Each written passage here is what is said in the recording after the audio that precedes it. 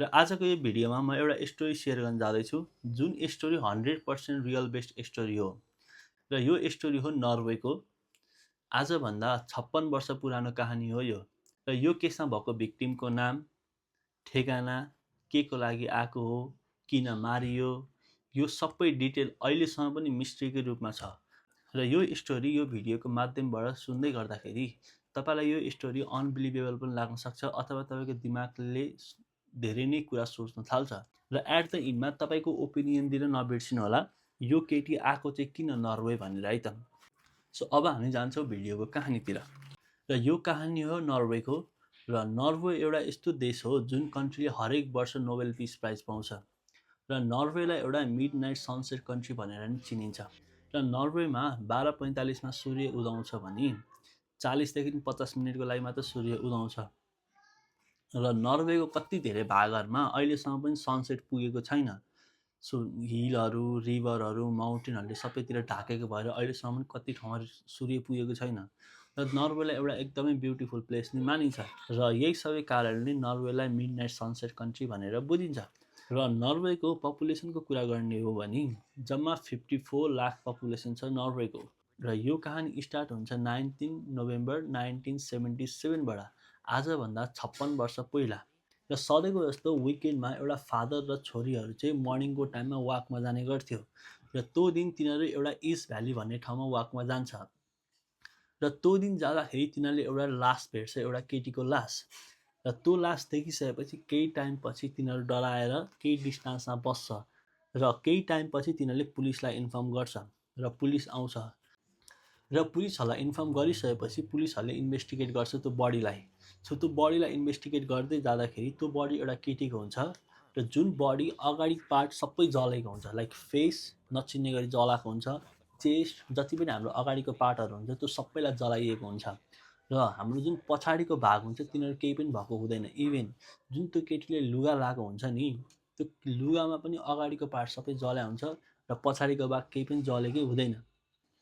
र पुलिसले लासको चारैतिर हेर्छ र मोरेको राइट साइडको 2 किलोमिटरमा तिनीहरूले केही सामान भेट्छ, जसमा अम्ब्रेला हुन्छ, नाइलनको डोरी हुन्छ, र प्लास्टिकको बोतल हुन्छ, पर्स हुन्छ, सुन चाँदी सामानहरू हुन्छ, र केही पैसा क्यास पनि हुन्छ, र रबरको बुट हुन्छ। तर कुनै पनि किसिमको आइडेन्टिटी कार्ड, भेरिफिकेसन कार्ड कुनै पनि किसिमको तिनीहरूले भेट्दैन। र यो नभेटिसकेपछि तिनीहरूले अर्को के कुरा नोटिस गर्छ भन्दाखेरि तिनीहरूले जति पनि सामान भेटेको छ नि त्यसमा कुनै पनि किसिमको लेबल अथवा ट्याग हुँदैन। जस्तै कि हामीले केही सामान किन्यो भने त त्यसको ब्रान्ड नेम, त्यसको लेबल त हुन्छ नि, तर यो सामानमा कुनै पनि किसिमको थिएन, सबैको काटिएको थियो अथवा निकालिएको थियो। इभेन जुन त्यो केटीले लगाएको लुगा थियो नि, त्यो केटीले लगाएको लुगाको पनि ट्याग निकालिएको थियो। र पुलिसले केही समय वेट गर्छ, कोहीले मिसिङ केस हाल्छ कि अथवा कुनै क्लु भेट्छ कि भनेर। र किनकि पुलिससँग यस्तो कुनै पनि कुरा थिएन जसले उसलाई आइडेन्टिफाई गर्न सजिलो होस्। न उसको फेस देखेको थियो, न उसको कुनै आइडेन्टिफाई थियो, न कुनै आइडी कार्डहरू थियो, केही पनि यस्तो कुरा थिएन जसले उसलाई चिनोस् भनेर। र यो घटनापछि यो केसलाई एउटा नाम दिइन्छ जसको नाम स्टाल हुम्यान भनेर राखिन्छ। किन भन्दाखेरि त्यो केटीको लास जुन ठाउँमा भेटिएको हो त्यो ठाउँको नाम स्टाल भ्याली भनेर चिनिन्थ्यो, त्यही भएर यो केसलाई स्टाल हुम्यान भनेर दिइयो। र जहाँ लास भेटिएको त्यो भ्यालीको अझै एउटा नाम थियो जुन सुसाइड भ्याली भनेर चिनिन्थ्यो। 1972को टाइममा धेरै यङ्गस्टरहरू चाहिँ त्यहाँ सुसाइड गरेर मर्थ्यो र त्यो नामले पनि यो भ्याली बदनाम थियो। र यो पछि पुलिसहरूले केही पनि क्लु नभेटिसकेपछि यो मिडिया न्युजहरूमा चाहिँ यो इन्फर्मेसन फैलाइदिन्छ, किनकि कुनै पनि किसिमको इन्फर्मेसन पाउँछ भनेर। र 3 दिन बित्छ र 3 दिनपछि पुलिसलाई एउटा एकदमै धेरै इम्पोर्टेन्ट इन्फर्मेसन पत्ता लगाउँछ। एउटा बर्जन रेलवे स्टेसन भन्ने ठाउँमा 2टा लगेज भेट्छ जुन लगेजको कुनै पनि एउटा आइडेन्टिफिकेसन हुँदैन, पुरै अननोन लगेज हुन्छ, त्यसलाई कोही लिन पनि आउँदैन, त्यसको कुनै इन्फर्म पनि हुँदैन। र यो भेटिसकेपछि बर्जन रेलवे स्टेसनले बर्जन पुलिसलाई इन्फर्म गर्छ। र जुन 2टा सुर्केस भेटेको हुन्छ त्यो सुर्केस खोल्छ। र त्यो सुर्केस खोल्दै गर्दाखेरि पुलिसले यस्तो अजिब अजिब सामान भेट्छ, like time table, map, makeup box, पैसा, नोटप्याड, त्यसै गरी एउटा क्रिम भेट्छ। त्यस्तो त्यस्तो सामानहरू त्यसमा हुन्छ। र यसमा नोटिस गर्ने फेरि के कुरा छ भन्दाखेरि यो जति पनि सामान भेटेको हुन्छ यसमा पनि लेबल ट्याग हटाइएको हुन्छ। जुन पहिला पनि यस्तै भएको थियो, जुन पुलिसहरूले जति पनि सामान भेटेको थियो त्यसमा पनि कुनै किसिमको ट्याग र लेबल थिएन र यसबाट पनि त्यसरी नै सबै लेबलहरू हटाइएको हुन्छ। र जसले नि यो सबै प्लान गरेको थियो उसले कहिले पनि चाहँदैन थियो जुन केटी थियो त्यो केटीको आइडेन्टिफाई रिलिज होस्, त्यो केटीको नाम रिलिज होस्, त्यो केटीलाई चिनोस् भनेर उसले कहिले पनि चाहँदैन थियो। र त्यसमा एउटा चस्मा पनि भेटिन्छ जुन चस्मामा फिङ्गर प्रिन्ट लागेको हुन्छ। जस्तै कि अब कुनै बेला टच गर्दाखेरि यसरी हुन्छ नि त, सो फिङ्गर प्रिन्ट लागेको हुन्छ र त्यो फिङ्गर प्रिन्ट जुन केटी मरेको हुन्छ त्यो फिङ्गरसँग म्याच गर्दाखेरि यो चाहिँ मिल्न जान्छ। सो यसबाट के कन्फर्म हुन्छ भन्दाखेरि यो दुईवटा लगेज त्यही केटीको हो भनेर कन्फर्म हुन्छ। र क्वेसन के थियो भन्दाखेरि केटी मरेको इस्लाम भ्यालीमा र त्यसको सामान भेटिन्छ बर्जन रेलवे स्टेसनमा। जुन गाडीमा र ट्रेनमा जानुभयो भने कम्तीमा पनि हामीलाई 2 देखि 3 घन्टाको डिस्टेन्समा। र यो चाहिँ किन भेटियो भनेर सो क्वेसन बढ्छ। र त्यो सुर्केसमा चेक गर्दाखेरि धेरैवटा कन्ट्रीको करेन्सी निस्किन्छ। सपोज नर्वेको हुन्छ, बेल्जियम, ब्राजिल, ब्रिटेन, हङकङ जस्तो देशहरूको धेरैवटा कन्ट्रीको त्यहाँ करेन्सी भेट्छ। र त्यो ब्यागमा एउटा नोट प्याड नि भेट्छ जुन नोट प्याडमा एउटा कोड वर्ड लेखिएको हुन्छ जुन देख्न सक्नुहुन्छ। र यो कोड वर्ड एउटा नर्मल मान्छेले बुझ्ने खालको कोड वर्ड होइन। सो पुलिसहरूले के गर्छ भन्दाखेरि जो यसको एक्सपर्ट हुन्छ त्यसलाई यो पठाउँछ यो थाहा पाउनलाई कि यो यसमा लेखिएको के छ भनेर। र त्यो सुर्केसमा अझै चेक गर्दाखेरि एउटा प्लास्टिक ब्याग भेट्छ जुन ब्यागमा एउटा लेबल लागेको हुन्छ। र पुलिसहरूको लागि सबैभन्दा इन्फर्मेटिभ अहिलेसम्ममा यो एउटा लेबलले मात्र पाएको हुन्छ र जसले पुलिसहरूलाई अलिकति काम गर्नलाई क्युरियस नि गरेको हुन्छ यो क्ल्युको कारणले। र यो ट्यागलाई इन्भेस्टिगेट गर्दै जाँदाखेरि यो ट्याग चाहिँ एउटा जुत्ताको ट्याग निस्किन्छ जुन जुत्ता एउटा सोरुमबाट लिएको हुन्छ। र त्यो सोरुमको म्यानेजरलाई सोद्धाखेरि यो जुत्ता कसले लगेको हो, किनकि 1977 को टाइममा चाहिँ एउटा सिसी क्यामेराहरू भन्ने हुँदैन नि त। सो र पुलिसहरू जान्छ त्यो सोरुममा इन्भेस्टिगेसनको लागि। र इन्भेस्टिगेसनको लागि जाँदै गर्दाखेरि तिनीहरूले जुन त्यो केटीसँग एउटा बुट भेटेको हुन्छ त्यो बुट नि लिएर जान्छ। र त्यो बुट तिनीहरूले सोरुमको सेल्सम्यान अथवा म्यानेजरलाई देखाउँदाखेरि चाहिँ तिनीहरूले इजिली आइडेन्टिफाई गर्छ कि यो बुट यहीँबाट लगेको हो भनेर। र त्यस्तै गरी अरू कुरा पनि सोध्छ लाइक हाइट यस्तो यस्तो कुराहरू सोद्धाखेरि धेरै कुरा चाहिँ त्यो मरेको केटीसँग मिल्न जान्छ। र पुलिसले एउटा क्वेसन गर्छ जुन भनेको एभ्री डे तपाईँको सोरुममा 100 देखि 200 मान्छे आउँछ र यो घटना भएको 4 देखि 5 दिन भइसक्यो, तपाईँलाई कसरी एक्ज्याक्टली याद छ यो केटी भनेर। र त्यहाँको म्यानेजरले के एन्सर दिन्छ भन्दाखेरि त्यो केटीको मुखबाट चाहिँ एउटा अजिब किसिमको स्मेल आइरहेको थियो, गार्लिकको स्मेल जुन हामी लसुन भन्छौँ नि त्यसको चाहिँ स्मेल आइरहेको थियो। र यसमा इन्ट्रेस्टिङ कुरा के छ भन्दाखेरि 1970 को टाइममा नर्वेमा लसुन जुन गार्लिक भनिन्छ हामी त्यो चाहिँ एकदमै धेरै कम युज हुन्थ्यो, लाइक नो बराबरै युज हुन्थ्यो क्या, कुनै कुनै ठाउँमा मात्र युज गरिन्थ्यो। र यो कुरा सुनिसकेपछि पुलिसहरूलाई पनि अजिब लाग्छ र पुलिसहरूले के गर्छ भन्दाखेरि नर्वेमा जति पनि स्पेसिफिक रेस्टुरेन्ट, होटल, क्याफेहरू छ जसले चाहिँ गार्लिक सर्भ गर्छ तिनीहरू सबैमा सर्च गर्न थाल्छ।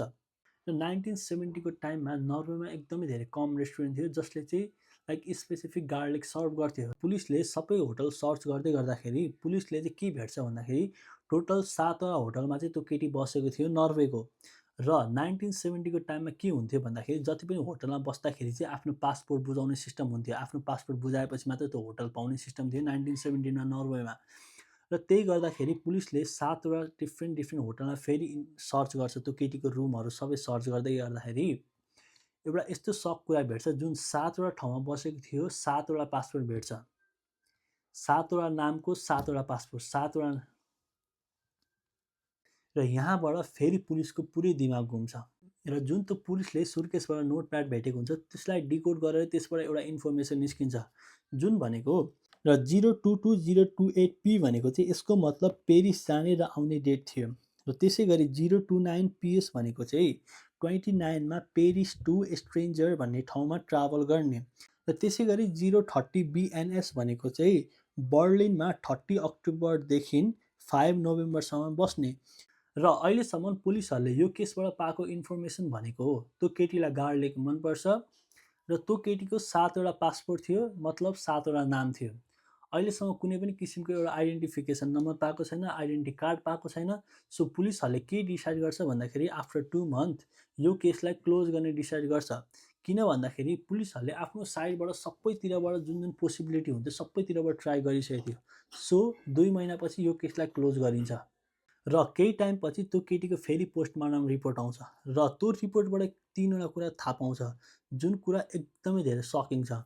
पहिलो कुरा भनेको चाहिँ त्यो केटीको पेटमा 50 देखि 70 वटा स्लिपिङ ट्याब्लेट जुन त्यो केटी मर्नुभन्दा अगाडि कम्प्लिटली उसको बडीमा इम्प्लिमेन्ट भइसकेको थियो नि त्यो ट्याब्लेट। र सेकेन्ड कुरा भनेको चाहिँ उसको घाँटीमा रडले हानेको चोट थियो, यो घाँटीमा यस्तोमा रडले हानेको चोट थियो।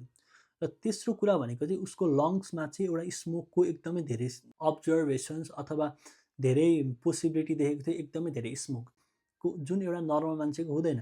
तर पुलिसहरूसँग क्वेसन के थियो भन्दाखेरि इफ सुसाइड नै गर्नु थियो भने आफैले आफैलाई यहाँ रड किन हान्नु, इफ सुसाइड नै गर्नु थियो भने आफ्नो अगाडिको पार्ट जलाउनु पछाडिको नजलाउनु किन, इफ सुसाइड नै गर्नु थियो भने स्लिपिङ ट्याब्लेट्स किन खानु, इफ सुसाइड नै गर्नु थियो भने आफ्नो जति पनि सामानहरूको लेभल किन हटाउनु, इफ सुसाइड नै गर्नु थियो भने आफ्नो मर्नुभन्दा 3 देखि 4 घन्टाको डिस्टेन्समा किन त्यो सामान त्यहाँ लगेर छोड्नु 2टा सुर्केस।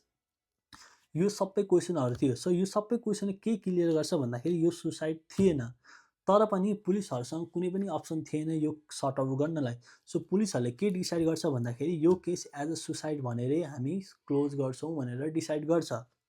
र फेरि 2 महिनापछि एउटा नयाँ कुरा थाहा हुन्छ जुन भनेको जुन त्यो केटीको दाँत थियो नि त्यो दाँत चाहिँ 14वटा सुनको दाँत थियो जुन चाहिँ सबै वाइट प्लेट गरेको थियो त्यो दाँतमा। र तर पुलिसहरूलाई यो केस अगाडि बढाउनु नै थिएन, सो क्लोज गरिदिन्छ यो केसलाई।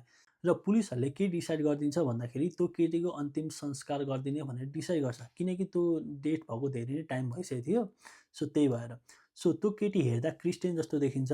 सो क्रिस्चियनको जुन त्यो अन्तिम संस्कार गर्ने मान्छेहरू पाद्रीहरू भन्छ नि तिनीहरूलाई बोलाउँछ, त्यो तिनीहरूलाई बोलाएर अन्तिम संस्कार गर्छ। र तर तिनीहरूले एउटा क्वेसन गर्छ पछि केही गरी यसको फ्यामिलीहरू यसको बडी क्लेमको लागि आयो भने यसको लागि एन्सर कसले दिने भनेर।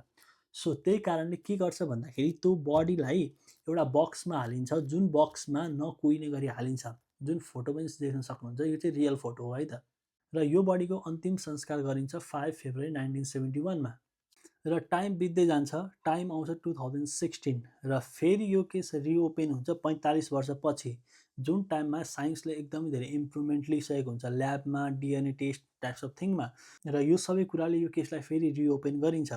र सबैभन्दा पहिला नर्वे पुलिसलाई के थाहा पाउँथ्यो भन्दाखेरि यो केटी हो को भनेर।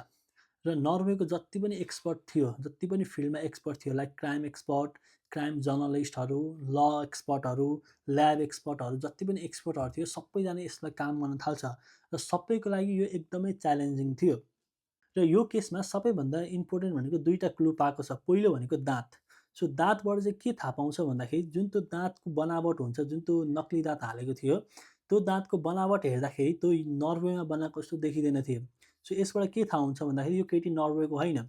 सो यो बनावट चेक गर्दाखेरि रिसर्च गर्दाखेरि चाहिँ के थाहा पाउँछ भन्दाखेरि यो जुन दाँतको बनावट छ यो दाँतको बनावट चाहिँ इस्ट युरोपको हो जस्तो देखिन्छ। र के क्लेम गर्छ भन्दाखेरि यो केटी इस्ट युरोपतिरको हुनुपर्छ भनेर क्लेम गर्छ, तर फिक्स हुँदैन। र त्यति मात्रले हुँदैन र दाँतकै थ्रुबाट अरू पनि चेक गर्छ। सब अर्को भनेको अक्सिजन स्टक एनालाइज। र यसबाट चाहिँ के थाहा पाउँछ भन्दाखेरि बच्चैदेखि त्यो केटीले चाहिँ कुन ठाउँको धेरै जस्तो अक्सिजन लिइरहेछ, त्यसै गरी खानाको चेक गर्छ। र अर्को भनेको पानीको पनि चेक गर्छ, धेरै जस्तो त्यो केटीले कहाँको पानी खाइरहेको पनि चेक गर्छ। र यो सबैबाट के थाहा पाउँछ भन्दाखेरि यो केटी चाहिँ इस्ट युरोपको हो भनेर धेरै जस्तो पोसिबिलिटी देखिन्छ। र यो सबै टेस्ट नर्वेको हिस्ट्रीमा पहिलोचोटि भएको थियो। र त्यसै गरी डिएनए चेक गर्छ टिस्युको थ्रुबाट। र त्यो केटीसँग 7वटा पासपोर्ट भेटेको थियो, इन्टरपोल लगाएर 7वटै कन्ट्रीमा त्यो केटीको डिएनए टेस्ट गर्न पठाइन्छ, 7वटै कन्ट्रीमा। र यो सबै कुराबाट के स्योर हुन्छ भन्दाखेरि केटी युरोपियन हो भनेर फिक्स हुन्छ। र नर्वेको पुलिसलाई एउटा क्वेसन आउँछ यो केटी हो को भनेर र किन यो सबै। र यो सबै पछि 3वटा थ्योरी थाहा पाउँछ। पहिलो थ्योरी भनेको चाहिँ यो केटी यसमा हुनुपर्छ। दोस्रो थ्योरी भनेको चाहिँ यो केटी भनेको कुरियर गर्ल हुनुपर्छ, मतलब एउटा इम्पोर्टेन्ट म्यासेज एक ठाउँबाट अर्को ठाउँ पुर्याउने हुनुपर्छ। तेस्रो भनेको चाहिँ यो केटी एउटा इन्टेलिजेन्ट एजेन्सीमा काम गरेको हुनुपर्छ। र यो सबै थ्योरीबाट हामीले के बुझ्न सकिन्छ भन्दाखेरि यो केटी कुनै न कुनै किसिमको एउटा स्पाई थियो। किन भन्नुहुन्छ भने यो केटीसँग 7वटा कन्ट्रीको पासपोर्ट थियो, डिफ्रेन्ट टाइप कन्ट्रीको करेन्सी थियो, एउटा स्मार्ट थियो, सबै कन्ट्रीको ल्याङ्ग्वेज आउँथ्यो र यो केटीसँग पैसा एकदमै धेरै थियो, किनकि यो केटी हरेकचोटि एकदमै धेरै एक्सपेन्सिभ होटलमा मात्र बस्थ्यो। र यो सबैले चाहिँ के देखाउँछ भन्दाखेरि, यो सबैले केतिर लग्छ भन्दाखेरि यो केटी एउटा स्पा हो भनेरतिर लग्छ। त्यो केटीको एज अराउन्ड 40 टु 45 को रेन्जमा हुनुपर्छ भनेर थाहा पाउँछ। र अहिलेसम्म पनि यो केसको इक्जामिनेसन मोटिभ कसैलाई पनि थाहा छैन, यो कुन देशको हो, नाम के हो भनेर। र कोहीले यो एउटा माध्यम हो भनेर भन्छ भने, कोहीले यो एउटा इन्टेलिजेन्ट एजेन्सी हो, कोहीले स्पा हो भनेर भन्छ। र तपाईँलाई मैले भिडियोको सुरुवातमा भनेको थिएँ, तपाईँले यो स्टोरी सुनिसकेपछि तपाईँलाई यो केटी को हो जस्तो लाग्छ त? कमेन्टमा लेख्न नबिर्सिनु होला है त। र यस्तै यस्तै भिडियोको लागि सब्सक्राइब गर्न नबिर्सिनु होला है त। Thank you.